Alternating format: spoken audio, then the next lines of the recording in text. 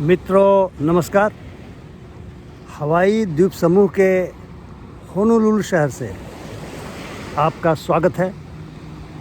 इस समय यहाँ सुबह के 8 बज रहे हैं और हमारे देश यानी भारत में इस समय रात के 12 बजने वाले होंगे। बड़ी तेज़ धूप है क्योंकि यहाँ का जो क्लाइमेट है वो ट्रॉपिकल है। मैं जिस बीच पर खड़ा हूँ उसका नाम है वाइकिकी और आप इस बीच का एक विहंगम दृश्य देखना चाहेंगे। यह प्रशांत महासागर की लहरें हैं। यह प्रशांत महासागर विस्तीर्ण प्रशांत महासागर फैला हुआ है। यह किनारे किनारे बहुत सारे होटल बने हुए हैं, बड़े बड़े होटल आप देख रहे होंगे और इसमें हज़ारों सैलानी हर साल आते हैं। ये बालू लाल रंग का बालू है, मन मोहने वाला। लेकिन किसी भी जगह को आप किस परिप्रेक्ष्य में देखते समझते हैं, यह बहुत महत्वपूर्ण हो जाता है। यदि आप सैलानियों की नज़र से देखेंगे तो बहुत ही खूबसूरत सा बीच है। रहने का इंतज़ाम भी बड़ा शानदार है, बशर्ते आपकी जेब में काफ़ी डॉलर हों, पैसा हो, ऐसे हो और आप छुट्टी बिताने के लिए आपके पास समय भी हो और उसी तरीके से आपकी मनस्थिति भी हो। मैं थोड़ा सा दूसरे नज़रिए से इसके बारे में आपको कुछ बताने जा रहा हूँ। मैं इसके भूगोल और इतिहास पे थोड़ी सी दृष्टि आपके साथ डालना चाहूँगा। ये मोटे तौर पे 137 जिसको हम वॉल्केनिक आइलैंड कहते हैं ना, ज्वालामुखी वाले द्वीप, उनका एक समूह है जिसको हम हवाई द्वीप समूह कहते हैं। और यह अमेरिका का 50वां राज्य है जो 1959 में ये बना था। यानी अमेरिका ने 1959 में इसे अपना राज्य घोषित किया था। उसके पहले के इतिहास को थोड़ा समझेंगे। इसके पहले हम इसके भूगोल को थोड़ा समझें। ये जो अमेरिका मेनलैंड है, उस मेनलैंड से 2000 मील दक्षिण पश्चिम में स्थित है। यानी 2000 मील समझ सकते हैं, किलोमीटर में बहुत ज़्यादा होगा। हमें यहाँ पहुँचने में हवाई जहाज़ से जो कुल समय लगा वो 4.5 घंटे का समय लगा। और जो टाइम जोन है, जो पैसिफिक टाइम जोन है अमेरिका का, उससे यह 3 घंटे पीछे है। यानी अभी अगर यहाँ पे 8 बज रहे हैं सुबह के, तो सैन फ्रांसिस्को में सुबह के 11 बज रहे होंगे। आप सोच सकते हैं। इसका जो कुल क्षेत्रफल है, इसमें कुल मिलाकर के पहले बता दूं कि 8 बड़े बड़े द्वीप हैं। 137 तो कुल द्वीप हैं, लेकिन 8 बड़े बड़े द्वीप हैं और इन्हीं में जनसंख्या निवास करती है। और इन सभी को मिला करके हवाई राज्य बनाया गया है, हवाई द्वीप समूह कहते हैं। हम अभी उन 8 द्वीपों में से वो आहू नाम के द्वीप पर हैं, जो होनोलुलु शहर और होनोलुलु काउंटी जहाँ पे स्थित है। और इसकी आबादी सबसे ज़्यादा है, 10 लाख से ज़्यादा। और पूरे हवाई द्वीप समूह की जो आबादी है वह 14,55,000 है। 2020 के जो आंकड़े हमें बताते हैं, उन आंकड़ों के अनुसार बहुत सारे ऐसे द्वीप हैं इस द्वीप समूह में जहां लोग निवास नहीं करते। एक निहाऊ नाम का द्वीप है जहां मात्र 130 नेटिव्स, जिनको कहा जाता है, जो यहाँ के इंडिजिनस लोग हैं, जो यहाँ के मूल बाशिंदे हैं, वे यहाँ पे रहते हैं। भौगोलिक दृष्टिकोण से यह पॉलिनेशिया का भाग है। आपको शायद जानकारी होगी कि ऑस्ट्रेलिया के आसपास के इलाके को हम ओशेनिया कहते हैं। इस ओशेनिया में 4 द्वीपों का समूह है।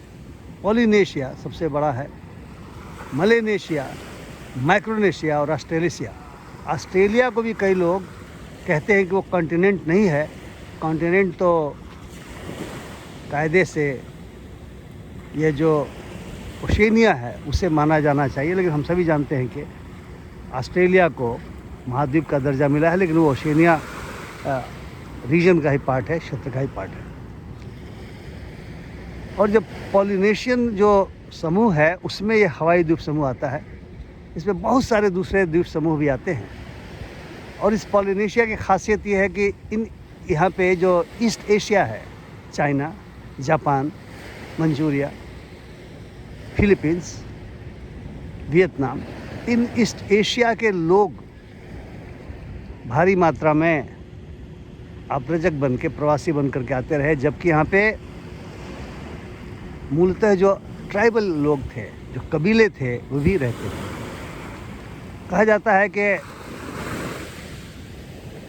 सन 300 के आसपास यहाँ पे ह्यूमन सेटलमेंट के चिन्ह मिले हैं, किंतु ज़्यादा लोग बताते हैं कि 1000 से 1200 सन के बीच में लोग यहाँ पे ज़्यादा आने लगे।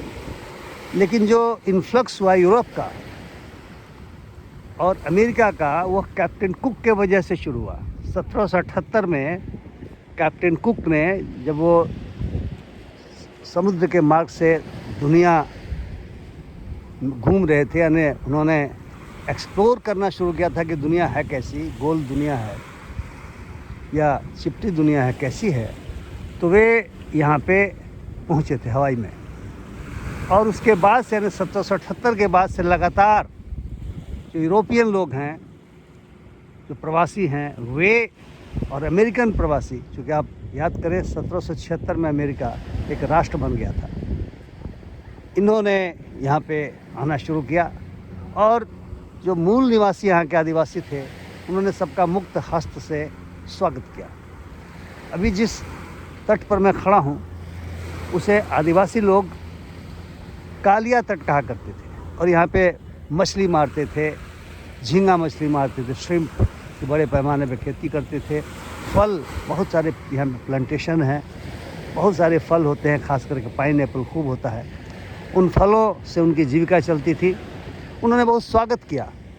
लेकिन ये जो प्रवासी आए, जो यूरोपियन और अमेरिकन आए, तो अपने साथ ट्यूबरकुलोसिस लेते आए, वे अपने साथ स्मॉल पॉक्स लेते आए, वे सिफिलिस लेते आए।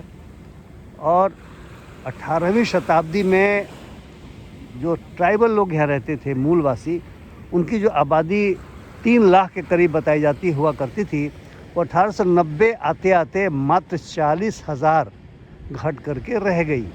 यानी वे इन बीमारियों से उनका प्राणांत हुआ, मरे, क्योंकि उतनी व्यवस्था उनके लिए कौन करता है।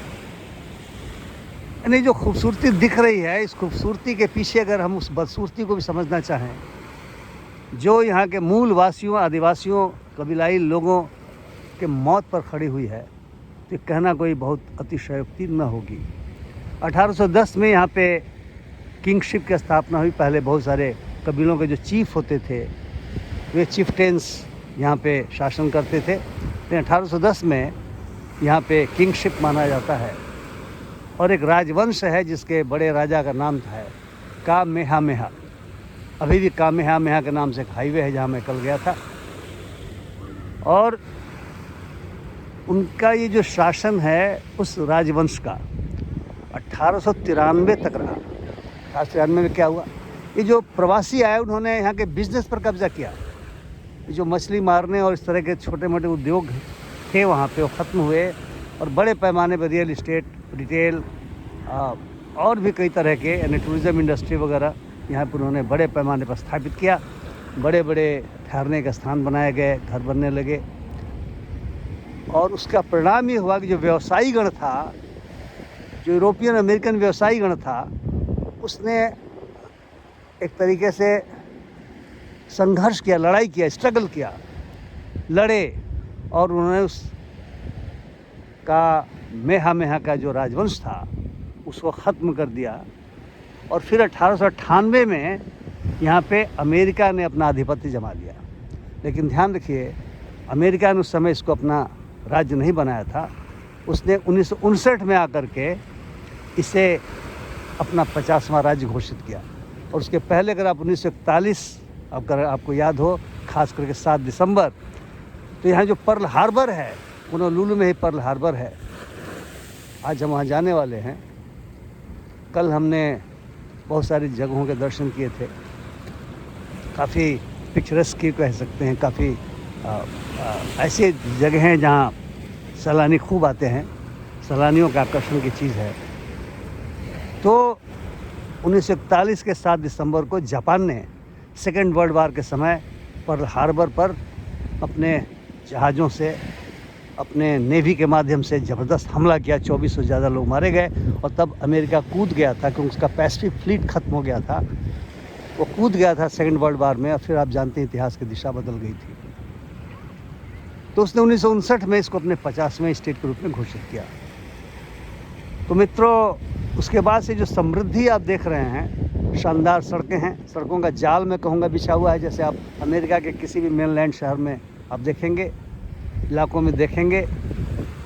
यहाँ पे बड़े बड़े होटल, बड़ी बड़ी बिल्डिंग्स, देख के लगता है कि साहब तो न्यूयॉर्क की तरह से ही इसका भौतिक विकास हुआ है। लेकिन यहाँ पे आपको वो मूल आदिवासी दिखाई नहीं पड़ेंगे, हैं नहीं।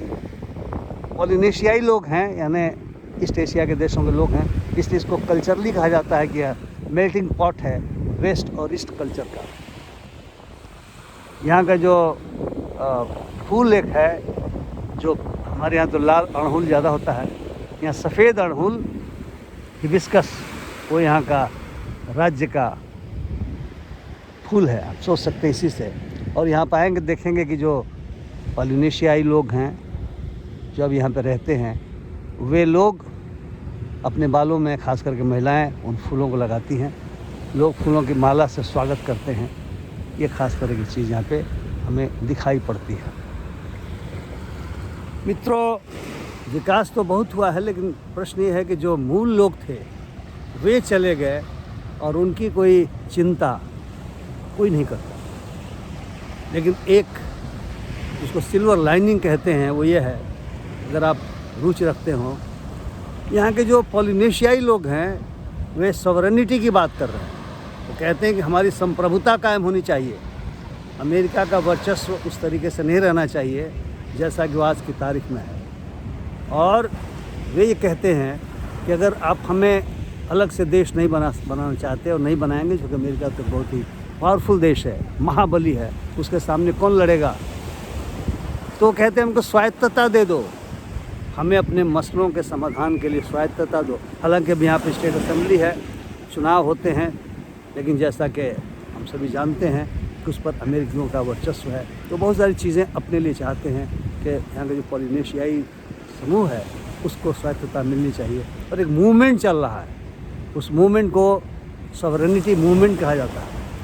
और आपको सुन करके अच्छा भी लगेगा कि जो अमेरिका ने 1898 में इस पर कब्ज़ा किया था, 100 साल बाद लगभग 1993 में अमेरिकी कांग्रेस ने माफ़ी मांगी यहाँ के लोगों से।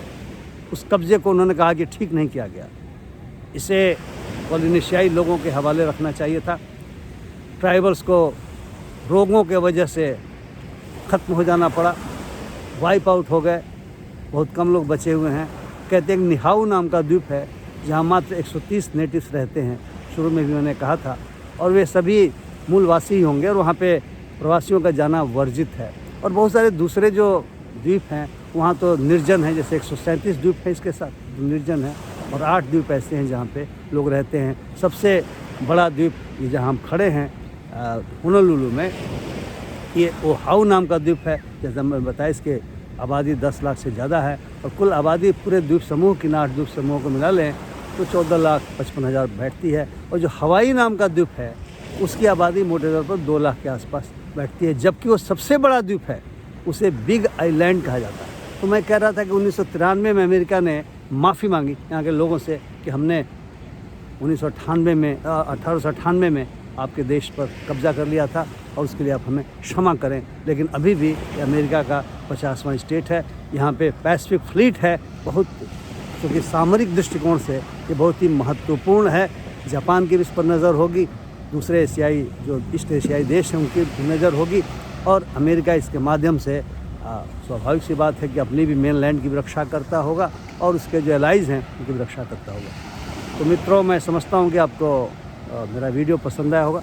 अगर आपको वीडियो पसंद आया हो तो कृपया आप इसको लाइक करें, शेयर करें और अगर अभी तक आपने मेरे चैनल को सब्सक्राइब नहीं किया है तो सब्सक्राइब करें। बहुत बहुत धन्यवाद। नमस्कार।